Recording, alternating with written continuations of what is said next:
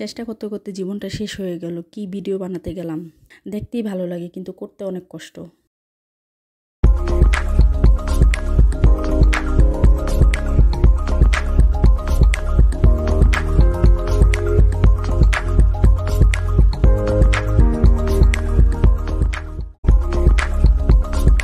আসসালামু আলাইকুম এভরিওয়ান, আশা করি আপনারা সবাই ভালো আছেন। চলে আসলাম নতুন একটা ভিডিও নিয়ে। আজকের ভিডিওটা কি হতে যাচ্ছে সেটা হয়তো আপনারা বুঝতেই পারছেন। ফেসবুকে ঢোকা যাচ্ছে না এই ভাইরাল ভিডিওর জন্য। যখনই ফেসবুকে ঢুকি তখনই চোখে পড়ে এই ভিডিও। তাই চিন্তা করলাম সবাই যেহেতু করেই ফেলছে ভাইরাল ভিডিওটা, তাহলে আমি কেন বসে থাকবো, আমিও চেষ্টা করে দেখি যে কি হয়। আর এই ভিডিওটা বানানোর জন্য সবচেয়ে প্রথম যে জিনিসটা লাগবে সেটা হলো খালি বোতল লাগবে। আর ফিনল্যান্ডে তো এরকম নর্মাল পানির বোতল ওরকমভাবে পাওয়া যায় না। আর যেগুলো পানির বোতল পাওয়া যায় সেগুলোর ভিতরে হয় সোডা থাকে বা অন্য কোনো ফ্লেভার দেওয়া থাকে। তাই আমি চিন্তা করলাম যে আমার ঘরে যে দুইটা বোতল আছে, কোক আর ইয়াফার, এই দুইটা বোতল নিয়েই চেষ্টা করি। তাই আমি এখানে বোতলগুলো ভালোভাবে পরিষ্কার করে নিয়েছি। আর আমি বোতলগুলো একটু বড় নিয়েছি। ছোট সাইজের বোতলটায় কেমন ভিডিও হবে সেটা আমি আসলে জানি না, তাই চিন্তা করলাম বড় বোতলে হয়তো বা পানিটা বেশি নেওয়া যাবে, তাই আমি বড় বোতলটাই নিয়েছি। আর এই বোতল ফোটা করার জন্য অবশ্যই আপনারা বড় আর মোটা সুই নেবেন। আমার কাছে ছিল না, তাই আমার এরকম ছোট একটা সেফটি পিন দিয়ে কাজ চালাতে হয়েছে। আর এইভাবে বোতল ফোটা করতে গিয়ে আমার হাত প্রচণ্ড ব্যথা হয়ে গিয়েছে।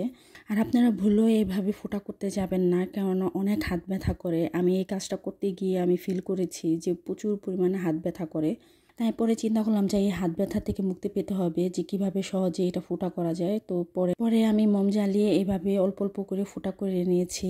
আর এখানে কাজটা যতটাই দেখতে সহজ মনে হচ্ছে কিন্তু ততটা সহজ না, কাজটা অনেক ধৈর্যের আর সময়ের ব্যাপার। প্রথমে আমি চিন্তা করেছিলাম এটা আর তেমন কি কাজ, কঠিন কোনো কাজ না, খুব সহজেই হয়ে যাবে, আধা ঘন্টা টাইম দিলেই হয়ে যাবে। কিন্তু পরে যখন এই কাজটা আমি করতে গেলাম তখন দেখলাম যে এই কাজটা করতেই আমার প্রায় 2 থেকে 3 ঘন্টা লেগেছে। একটা 10-12 সেকেন্ডের রিলসের জন্য কতটা কষ্ট করতে হয় সেটা আমি আগেও চিন্তা করিনি। এই ভিডিওটা করার সময় তখন আমি ফিল করেছি যে আসলে সব কিছুর পিছনে অনেক শ্রম দিতে হয়। আর এই ভিডিওটা করার সময় আমার যেটা অভিজ্ঞতা হয়েছে যে অবশ্যই আপনারা যখন এই ভিডিওটা বানাবেন, বোতলে যে ফোঁটাগুলো করবেন এই ফোঁটাগুলো অবশ্যই অল্প করবেন। আমি এখানে অনেক বেশি ফোঁটা করে ফেলেছিলাম। আর এই যে আমি এখানে পানির বোতলগুলো ভরে নিচ্ছি, একটা না দুইটা না, আমি 4-4টা পানির বোতল নিয়েছি। পরে যদি যেরকম ভিডিওটা চাচ্ছি ওরকম ভিডিওটা হয়ে যায় তাহলে এত কষ্টের ফলাফলটা ভালো আসবে। আর এগুলো সব কিছু গুছিয়ে আমি নিজে রেডি হয়ে আইনকে নিয়ে বাইরে যাব। আর বাইরে গিয়ে পজিশনও ঠিক করতে হবে যে কোন পজিশনে আমরা ভিডিওটা করতে যাচ্ছি আর কোথায় সুন্দর হবে।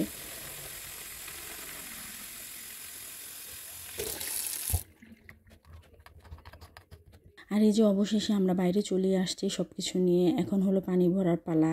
আর আমার খুব বেশি দূরে যেতে হয় না, আমার বাসার সামনে একটা জায়গা পেয়ে গিয়েছি যেরকম আমি চাচ্ছিলাম। আর এই ভিডিওটার মেন জিনিসটাই হলো লাইটিংটা যদি ভালো জায়গা না হয় তাহলে ভিডিওটা ভালো লাগবে না দেখতে। মানুষের সব কিছু নিয়ে চেষ্টা করতে হয়, চেষ্টার কোনো ত্রুটি রাখা উচিত না।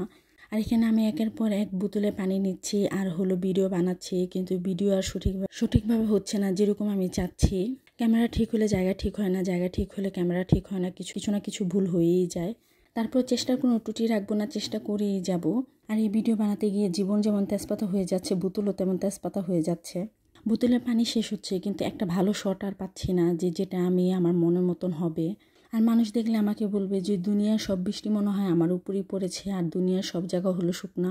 এই ভিডিওটা বানাতে গিয়ে আমার জীবনটা যেরকম তেজপাতা হয়ে গেছে সেমভাবেই আমার এই বোতলটাও তেজপাতা হয়ে গিয়েছে। এই ভিডিওটা আপনারা যেই বানান প্রথমেই আপনারা শক্ত একটা বোতল নেবেন। আমার এখানে ভুল হয়েছে, এখানে এটা নরম বোতল নিয়েছি, এটা আমি বুঝতে পারিনি যে এখানে এই নরম বোতলে এরকম সমস্যা হতে পারে।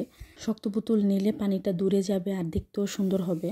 আজকের ভিডিওটি এই পর্যন্তই, দেখা হবে নেক্সট ভিডিওতে। আল্লাহ হাফেজ।